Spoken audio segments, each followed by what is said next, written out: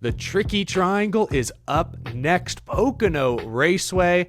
I am joined, as always, by Win the Races, Ryan Stevens. Ryan, I'm excited for this one. Pocono, it's a big track, it's a fast track, strategy dependent, and we always see a great crowd. The campgrounds are always packed full there in Long Pond, Pennsylvania.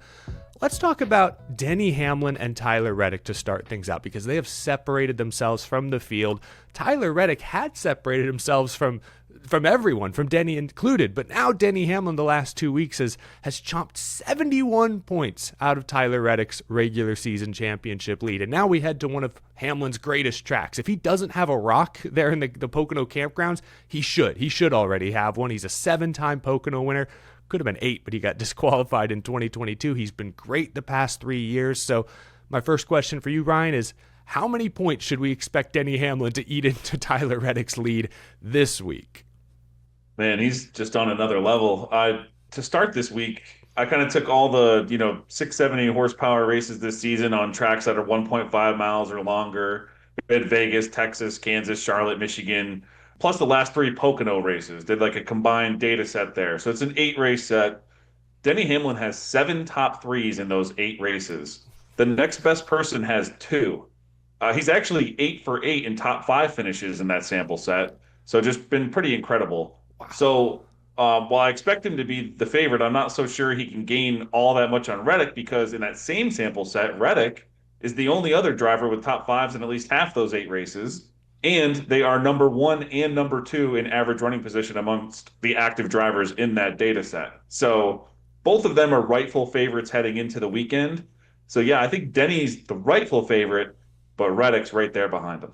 Well, I mentioned last year's race, or Pocono in general, is often a strategy-heavy race, fuel mileage. Last year, we saw Chase Briscoe take advantage of that clean air. I want to ask about Chase Briscoe, because that Pocono race 1 year ago was his first win with Joe Gibbs Racing, and it seemed to kind of kickstart a really strong summer stretch that went into the fall, almost led to Briscoe winning his first Cup Series championship. Briscoe was surprisingly absent from the front at Michigan last weekend, but he did still finish 10th when it was all said and done. So I'll ask about the defending Pocono winner. Where do you think Chase Briscoe will stack up this weekend?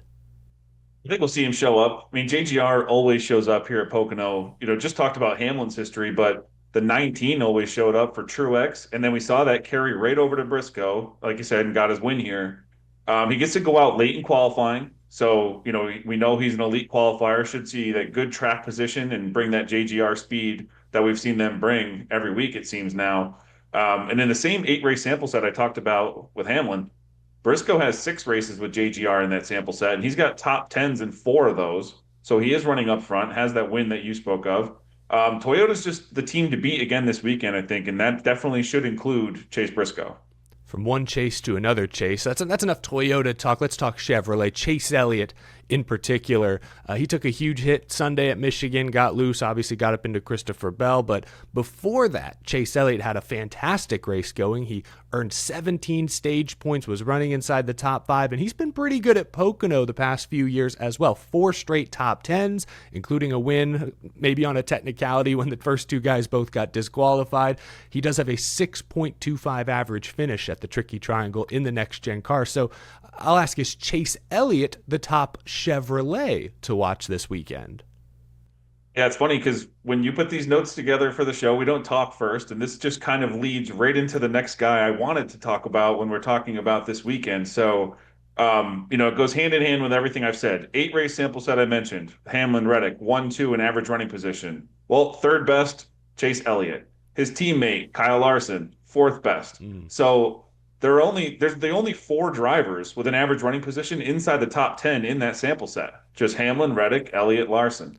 And when we simulate this race 200,000 times, it came out in that order almost exactly. We had Hamlin, Reddick, Elliott, then an RFK driver, and then Larson. So very interesting there. And, I guess maybe we'll talk about that in a minute here. Yeah, actually, that's a good point. Let's talk about RFK Racing. Yeah, because I feel like we've seen Toyota. Toyota's been the top team most of this year. There's usually a Chevy or 2. Usually it's Larson, Elliott kind of in the mix. Depending on the track type, we'll see a Ryan Blaney up there. But we have seen the RFK Racing guys. You just mentioned them. We see them in the top 10 pretty regularly. They're in a little mini slump, though. The past couple weeks have not been kind to those Fords. Buescher and Priest win a wreck at Charlotte. All three cars were in the garage at Nashville. Chris Buescher, ninth at Michigan, was their only top 20 finisher a week ago. So, yeah, you mentioned there sounds like there's at least one RFK guy you like this week. So are you confident that the RFK Racing team can get some of their points back at Pocono this weekend? Yeah, I think they get some points back here. I mean, RFK is a team that kind of moves together. We see them often running and finishing around the same positions in these races. And if we look at their progression at Pocono specifically, it kind of looks like that. Like Keselowski's got top tens in the last two times out here. Buescher is progressing in the right way. You know, finished 18th, then 11th, then fourth. Priest's first run here with RFK finishes eighth. So we get to a track where they're fourth, fifth, and sixth actually in average running position over the last three races here. The problem here with Keselowski and Priest is that they're just going out early in qualifying. So they're going to have their work cut out for them trying to come up through the field. But Buescher gets to go out a little later. He's already been, better than both in this package this year. So if I'm planting my flag on one of them, it's Buescher. And that's the one I was mentioning earlier in that last thing about, which Chevys. And then he just kind of pops up in there with Hamlin, Reddick, Elliott, Buescher, Larson. Yeah, no, I just remember, didn't Chris Buescher win his first race here, rain shortened Front Row Motorsports like a decade ago? Wasn't that Chris Buescher? That's so maybe some good omens for Buescher here at Pocono. Team Penske, let's talk about Team Penske. I keep mentioning that this race is often a strategy race, a fuel mileage race. One name that comes to mind when I think of fuel mileage is Joey Logano. Both Blaney and Logano managed top 10 finishes at Michigan, and Austin Cindric was right there in 11th. Blaney has 2 wins at Pocono. His first career win came here back in 2017. Is Team Penske trending in a positive direction at tracks similar to Pocono? They're just a really tough team to figure out right now, I think. Blaney has 3 straight top 10s on the, 1.5 mile or longer tracks, but 2 of them, he wasn't really a top 10 car. Here at Pocono, he has been the top 10 car. Even when he didn't get to finish 3 years ago, ran over 50% of his laps inside the top 10 in that race. Logano's just been kind of mid this season. And at Pocono, he has maybe 1 or 2 top 5s over the last 10 years. So I wouldn't say it's one of his great tracks. He's ran better than that, but he's just struggled to find the finishes. One thing I did notice looking at this team is Austin Cindric's improvement this year. We've talked about it a few times on the show already, but this season, he's consistently a 10th to 15th best car on these tracks that are, of this size, or 1.5 miles or longer, I guess we'll say, because that's all we've seen so far this year. Yeah. But consistent improvement at Pocono, finishing 23rd, then 18th, then 10th. And while the triangle is tricky for some, maybe it's not for Cindric. Dating back to his Xfinity days, he was top 5 leading laps here all the time and actually won his last Xfinity race here before his promotion to the Cup Series. So I don't know. I think that's one that I'm watching is, we normally talk about the sneaky guys at the end of the show, but maybe Cindric top 10 will be a little sneaky this week. That'd be a little sneaky. It's tough for a tall guy like Austin Cindric to sneak into the room, but he might just do that this week, and I like that pick. Well, yeah, let's wrap up with our typical dark horse picks. Man, I feel like it's hard not to pick Erik Jones again, the way he's been running these last few weeks. Top 10 speed just about every week. He was 13th at Pocono last year. I think he had a top 10 here a couple of years before that. I've got my eyes on Erik Jones again. Shoot, he was second place at the end of Michigan this past Sunday. Who's a dark horse that you're keeping an eye on, Ryan? Well, just looking at recent momentum, and we put that, on Win the Race recently. I kind of updated our enhanced loop data, put the momentum in there. And yeah, I mean, Erik Jones, that's definitely one of them. I have 4 guys. Jones is one of them, okay, but I'll just kind of start from the top here. We'll talk about 2 teammates, Hocevar and Suarez. Both qualified top 10 here last year. I think they're much faster this year, and they're getting the good finishes this year. And then if we head to Toyota, Erik Jones, like you said, he might have had the best long run speed last week outside of Denny.